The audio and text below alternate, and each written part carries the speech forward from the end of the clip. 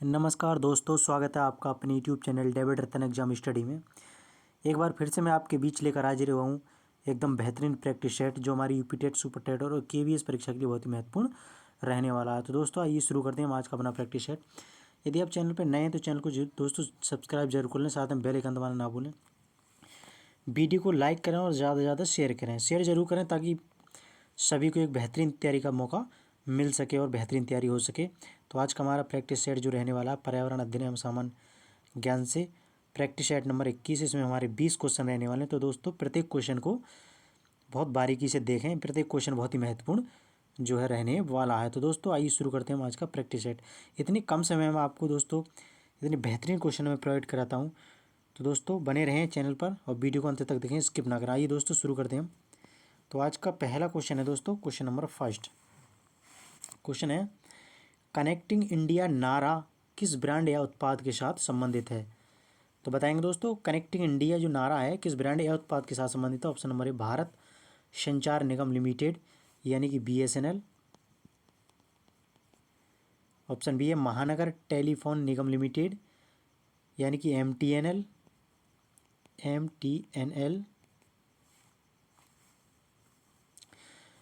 Option C है Airtel. Option D है Nokia.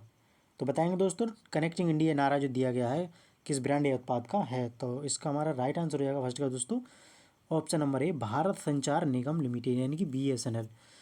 Connecting India जो है BSNL कंपनी का, BSNL का ब्रांड है। तो दोस्तों ऑप्शन नंबर ए यहाँ पर राइट हो जाएगा। आइए दोस्तों बढ़ते हैं अगले क्वेश्चन की तरफ। क्वेश्चन नंबर 2 दोस्तों, चैनल को सपोर्ट करते रहें, आपका प्यार हमें मोटिवेट करता रहता है। अगला क्वेश्चन है हमारा क्वेश्चन नंबर 2, निम्नलिखित में से किसे बैंकों का बैंक कहा जाता है? तो बताएंगे दोस्तों, option number A ICICI। Option B है SBI। ऑप्शन सी है PNB। ऑप्शन डी है रिजर्व बैंक ऑफ इंडिया यानी कि RBI। तो बताएंगे बैंकों का बैंक किसे कहा जाता है? तो वो कहा जाता है दोस्तों ऑप्शन नंबर डी यानी कि RBI, reserve bank of India को बैंकों का बैंक कहा जाता है। तो ऑप्शन नंबर डी यहाँ पर राइट हो जाएगा। आइए दोस्तों बढ़ते हैं अगले क्वेश्चन की तरफ। क्वेश्चन अगला है दोस्तों क्वेश्चन नंबर 3, निम्नलिखित में से कौन सा विश्व का सबसे ऊंचा पठार है? तो बताएंगे विश्व का सबसे ऊंचा पठार कौन सा? ऑप्शन नंबर ए कोलोरेडो का पठार। ऑप्शन बी पामीर का पठार। ऑप्शन सी पेंटागोनिया का पठार। ऑप्शन डी पोटवार का पठार। तो दोस्तों आप सभी जानते हैं विश्व का सबसे ऊंचा पठार कौन सा है? तब वो हो जाएगा ऑप्शन नंबर बी यानी कि पामीर का पठार जो है विश्व का सबसे ऊंचा पठार है। इसे विश्व की छत भी कहा जाता है। विश्व की, ध्यान रखेंगे दोस्तों, विश्व की छत भी पामीर के पठार को कहा जाता है। ऑप्शन नंबर बी यहाँ पर राइट हो जाएगा। बढ़ते हैं अगले क्वेश्चन की तरफ। Question number 4 most important question है दोस्तों, ध्यान रखना है इसका। भारत का केंद्रीय औषधि अनुसंधान संस्थान स्थित है? बहुत ही मोस्ट क्वेश्चन है आने की संभावना। ऑप्शन नंबर ए दिल्ली में। ऑप्शन नंबर बी बेंगलुरु में। ऑप्शन सी चेन्नई में। ऑप्शन डी लखनऊ में। तो भारत का केंद्रीय औषधि अनुसंधान संस्थान जो स्थित है दोस्तों वो स्थित है हमारा लखनऊ में यानी कि ऑप्शन नंबर डी हमारा राइट हो जाएगा। लखनऊ उत्तर प्रदेश की जो है राजधानी में भारत का केंद्रीय औषधि अनुसंधान संस्थान स्थित है। तो ऑप्शन डी यहाँ पर राइट हो जाएगा। बढ़ते हैं अगले क्वेश्चन की तरफ। क्वेश्चन अगला है दोस्तों क्वेश्चन नंबर 5, विश्व का एकमात्र पिलवी राष्ट्रीय पार्क? तो बताएंगे दोस्तों विश्व का एकमात्र पिलवी राष्ट्रीय पार्क, पहले तो ये जान लेते हैं पिलवी का मतलब क्या होता है। पिलवी का मतलब क्या होता है दोस्तों? पिलवी का मतलब होता है फ्लोटिंग, इंग्लिश में से बोलते हैं फ्लोटिंग। फ्लोटिंग फ्लोटिंग यानी कि तैरता हुआ, तैरता हुआ या बहता हुआ। तो ध्यान रखेंगे दोस्तों, पिलवी मतलब फ्लोटिंग, तैरता हुआ या बहता हुआ। तो विश्व का एकमात्र पिलवी राष्ट्रीय पार्क कहाँ स्थित है? तो वो स्थित है मणिपुर में। ऑप्शन नंबर ए हमारा राइट हो जाएगा। इस किसे बोलते हैं ये पिलवी राष्ट्रीय पार्क, कौन सा है, क्या नाम है इसका? तो इसका नाम है दोस्तों हमारा cable Lamjao. Cable Lamjao, cable Lamjao. तो ध्यान रखेंगे केबिल लामजाओ मणिपुर में स्थित है, जो हमारा विश्व का एकमात्र पिलवी राष्ट्रीय पार्क है। इसे तैरता हुआ या बहता हुआ राष्ट्रीय पार्क कहते हैं। ये लोकटक झील का एक अभिन्न हिस्सा है।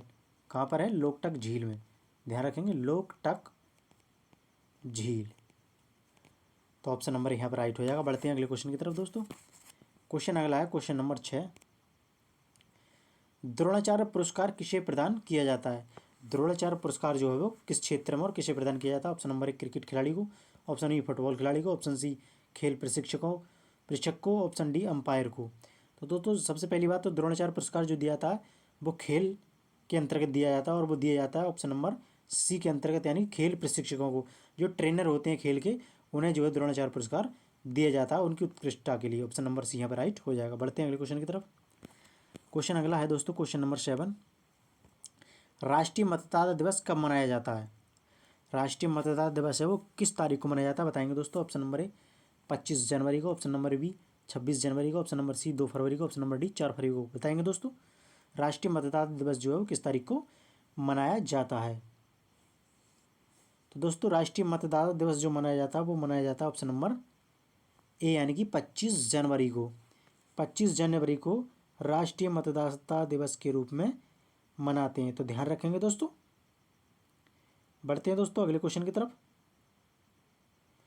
और हाँ सर, सभी लोगों से पूछूंगा मैं यानी कि 2023 की जो थीम रही थी राष्ट्रीय मतदाता दिवस की वो क्या रही थी बताएंगे दोस्तों। तो हमारे 2023 की थीम जो रही थी वो रही थी nothing like voting, nothing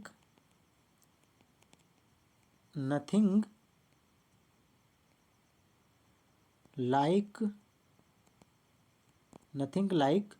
voting, nothing like voting, I vote for sure.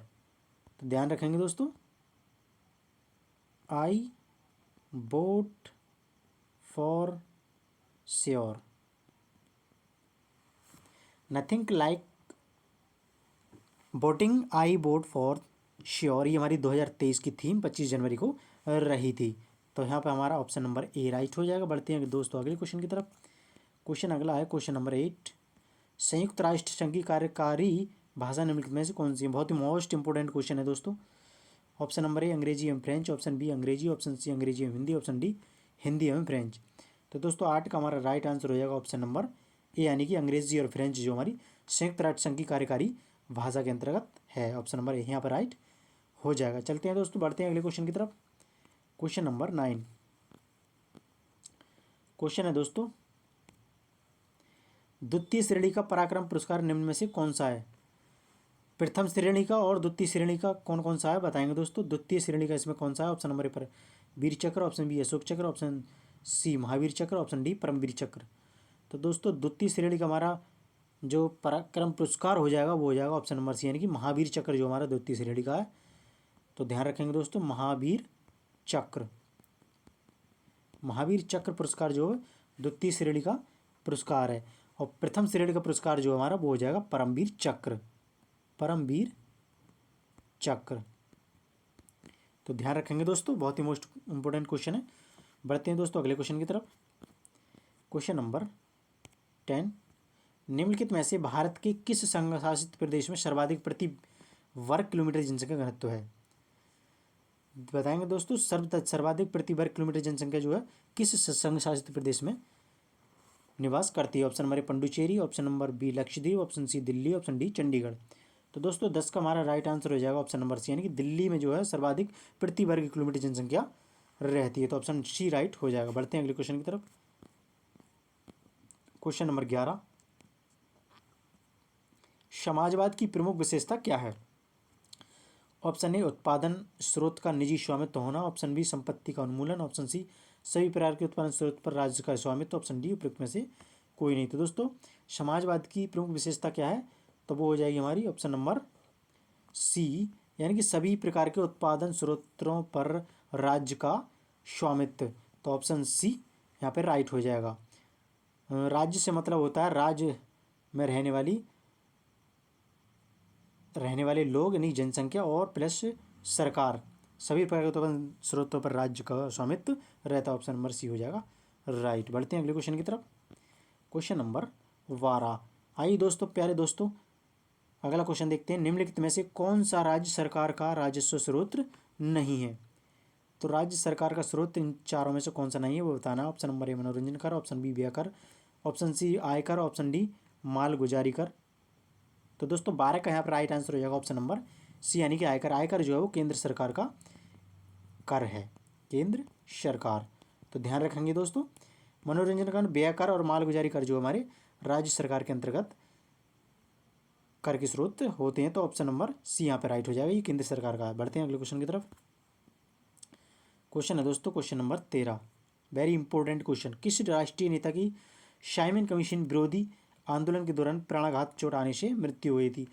Simon commission जब भारत आया था उसके विरोध में जो आंदोलन चल रहा था उसमें साइमन कमीशन वापस जाओ का नारा जो लगा रहे थे, तो उसमें किस नेता को या किस आंदोलनकारी को चोट लगी थी जिसके कारण उनकी मृत्यु हो गई थी? ऑप्शन नंबर ए बाल Gangadhar Tilak, option B Lala Lajpat Rai, option C Bhagat Singh, option D उपरोक्त में से कोई नहीं। तो दोस्तों 13 का हमारा राइट आंसर हो जाएगा ऑप्शन नंबर बी यानी कि लाला लाजपत राय जो है हमारे आंदोलनकारी थे, साइमन कमीशन का विरोध कर रहे थे। उस टाइम इन्हें इनके सिर में चोट लग गई थी, तो इसके दौरान इनकी मृत्यु हो गई थी इलाज के दौरान। तो ऑप्शन नंबर बी यहाँ पर राइट हो जाएगा। बढ़ते हैं अगले क्वेश्चन की तरफ। क्वेश्चन नंबर 14, कौन सा बंदरगाह शहर नर्मदा नदी के तट पर बसा है? Option number A Kandla, option B Veraval यानी कि Beraval, option C Bharuch, option D इनमें से कोई नहीं। तो दोस्तों नर्मदा नदी के तट पर बसा बंदरगाह शहर जो है वो हमारा भरूच, ऑप्शन नंबर सी हमारा राइट हो जाएगा दोस्तों। ध्यान रखेंगे दोस्तों। बढ़ते हैं अगले क्वेश्चन की तरफ। क्वेश्चन नंबर 15, फुल फॉर्म बतानी है दोस्तों। सेवा यानी कि SEEWA सेवा का विस्तृत रूप यानी कि फुल फॉर्म क्या है? Option number A self employed weavers association, self, option B है self employed women's association, option C है self employed workers association, option D है उपरोक्त में से कोई नहीं। तो दोस्तों सेवा का विस्तृत रूप यानी कि फुल फॉर्म जो हो जाएगी वो हो जाएगी हमारी ऑप्शन नंबर बी यानी कि सेल्फ एम्प्लॉयड वुमेन्स एसोसिएशन। तो ध्यान रखेंगे दोस्तों, ऑप्शन नंबर सी यहाँ पर राइट हो जाएगा। बढ़ते हैं दोस्तों अगले क्वेश्चन की तरफ। क्वेश्चन नंबर 16, क्वेश्चन है हमारा दोस्तों मोडेरा में एक प्रसिद्ध डैश है, क्या प्रसिद्ध है? मोडेरा में क्या प्रसिद्ध है और मोडेरा किस राज्य में है, कहाँ पर है, ये बताना है दोस्तों। ऑप्शन नंबर ए जैन मंदिर, ऑप्शन बी शिव मंदिर, ऑप्शन नंबर सी सूर्य मंदिर, ऑप्शन नंबर डी विष्णु मंदिर। तो मोडेरा में प्रसिद्ध है, क्या प्रसिद्ध है दोस्तों? वो हो जाएगा ऑप्शन नंबर सी यानी कि सूर्य मंदिर।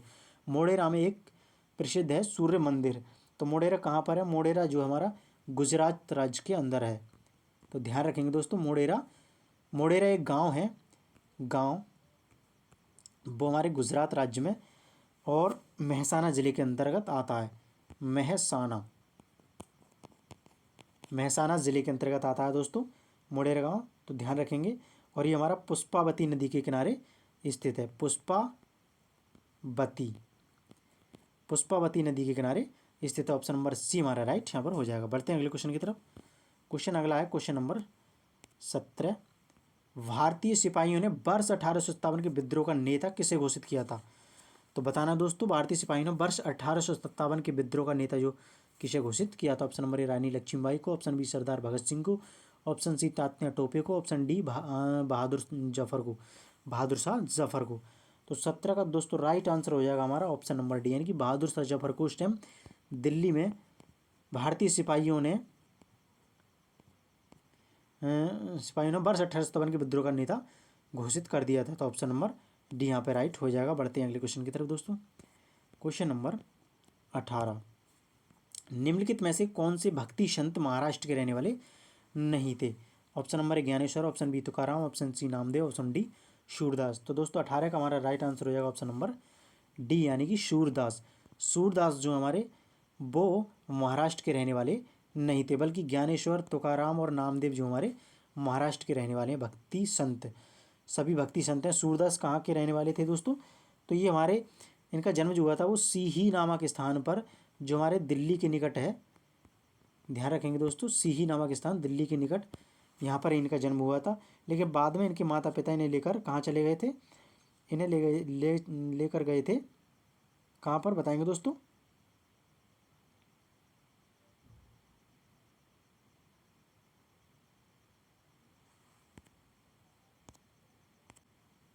तो दोस्तों बाद में इनके माता पिता जो है इन्हें आगरा और मथुरा के बीच में जो पड़ता है, आगरा मथुरा के बीच में क्या, गऊ घाट स्थान पर ले गए थे। तो दोस्तों ध्यान रखेंगे, सूरदास जी जो हैं वो महाराष्ट्र के रहने वाले नहीं हैं। ज्ञानेश्वर, तुकाराम और नामदेव जो हैं वहाँ के रहने वाले हैं, महाराष्ट्र के।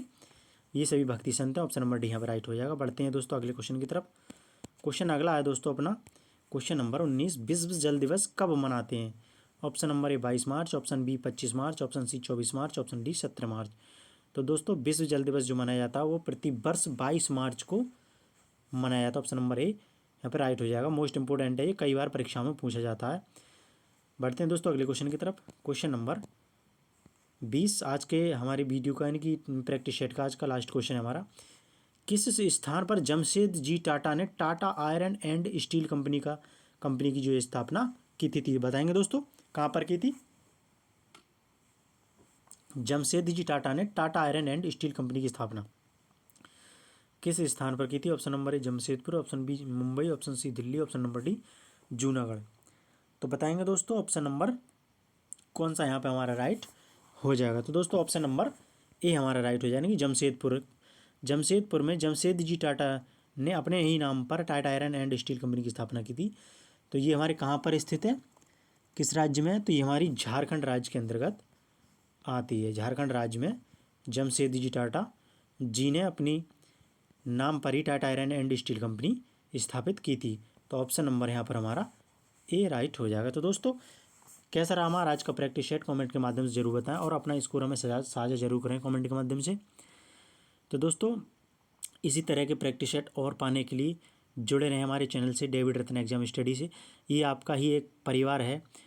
तो दोस्तों हमें सपोर्ट करते रहें और चैनल यदि सब्सक्राइब नहीं किया है तो चैनल को सब्सक्राइब जरूर कर लें, साथ में बेल आइकन दबाना ना भूलें। दोस्तों वीडियो को लाइक करें, जितना हो सके उतना शेयर करें। यदि आपको दोस्तों किसी क्वेश्चन में कोई डाउट होता है तो कमेंट के माध्यम से ज़रूर बताएं ताकि हम उसमें सुधार कर सकें। तो दोस्तों इसी के साथ जय हिंद, वंदे मातरम।